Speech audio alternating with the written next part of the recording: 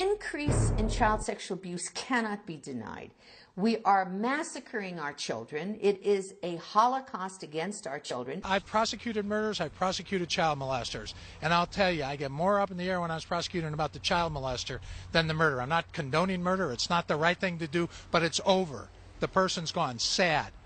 But that poor little boy or girl, they're messed up for life. I mean, they're going to be carrying that baggage forever, and we as a society better start addressing that. Researchers argue that America's current problem with sexual predators is the fallout from the sexual revolution, a movement said to be inspired by the late Alfred Kinsey and his famous Kinsey reports, first published in 1948.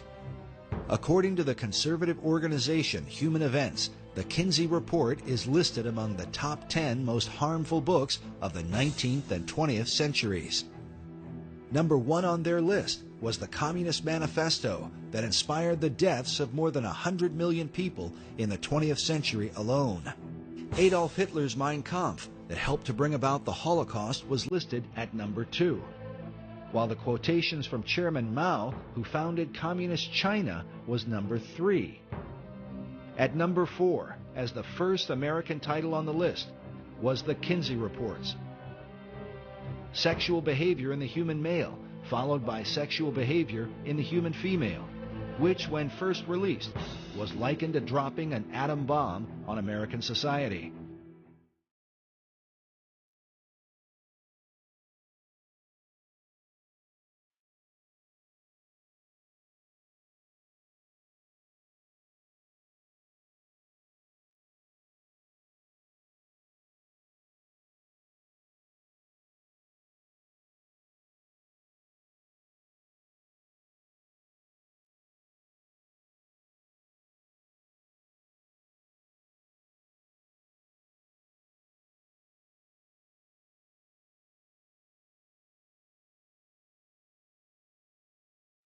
Model penal code that was adopted just after 1955 was based on Kinsey's research. This is a flow chart I put together to describe how the Kinsey research gutted American laws. Through the American Law Institute, ALI, the American Law Institute Model Penal Code, 1955. That was where protections were then removed for women and children from American law system. The U.S. justice system from 1948 to today, that's what this is about. After publishing his reports, Kinsey traveled the country, giving lectures at universities and testifying before lawmakers. He was received as the leading scientific expert in the world on human sexuality. In particular, he discussed laws concerning sex offenders and the education of children. Of children, he said 100% are orgasmic from birth.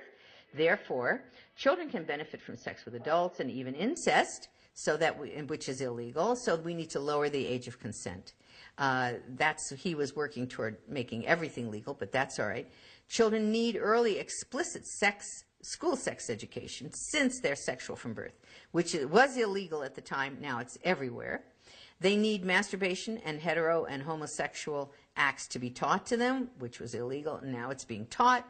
And about parole, Kinsey said that sex offenders rarely repeat sex crimes. Therefore, all sex offenders should be paroled, which is exactly what started to take place. Part of Kinsey's defense of pedophiles was that children were not really harmed by sexual contact with adults. Therefore, it made no sense to incarcerate pedophiles for lengthy prison terms. 1950, Rockefeller funded the American Law Institute Model Penal Code. 1952, a Harvard Law Review called for a code to change our sex laws in accordance with what Kinsey had objectively found. And then in 1955, the code was created and sent out to all legislators in the country via these important people, judge, lawyers, sociologists, lawyers, and so forth.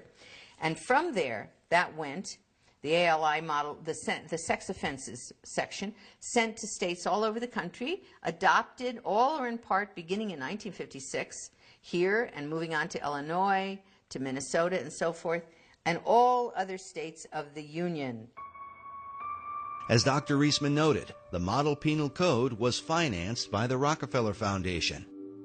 Not coincidentally, the Rockefeller Foundation also financed the research of Alfred Kinsey. In the 1950s, a congressional committee was formed under Congressman B. Carroll Reese to investigate the influence of the large tax-exempt foundations, including Rockefeller.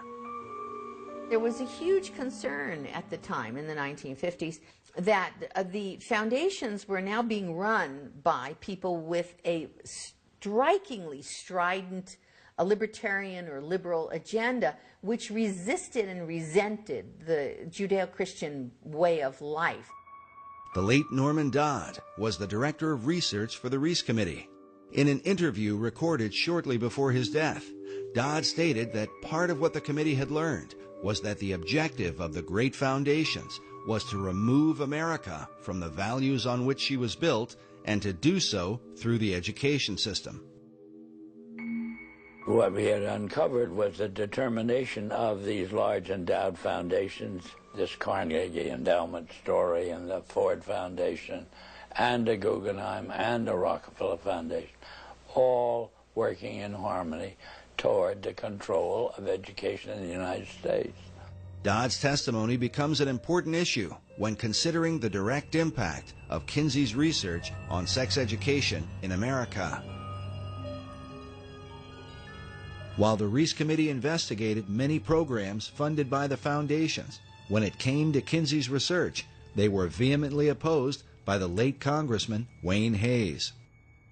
That's established quite well in Renee Wormser's book on foundations, Their Power and Influence, a book that no American who wants to understand what happened to our country should be without. Renee Wormser was the lawyer for the Reese Committee. In his book, Wormser writes that the committee had dug up some significant material about foundation support of the Kinsey projects. This brought Mr. Hayes into a steaming rage, he says, and he asked to see our entire Kinsey file. It was produced for him, and he angrily declared to Mr. Dodd that we were to go no further with this particular investigation, contending that every member of Congress would be against our doing so. Mr. Hayes stated emphatically to Mr. Dodd that he would oppose any further appropriation to our committee unless the Kinsey investigation were dropped.